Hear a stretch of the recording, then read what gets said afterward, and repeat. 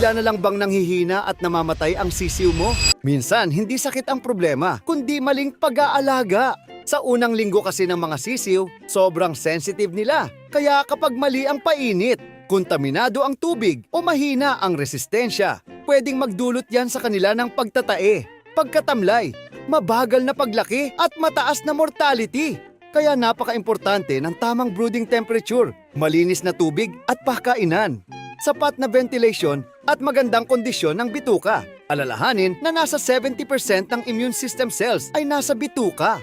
Matutulungan ka ng ProGastro Gold para palakasin ang digestion, suportahan ang good bacteria sa bituka, mapabuti ang nutrient absorption at gawing mas malakas at aktibo ang mga sisiw.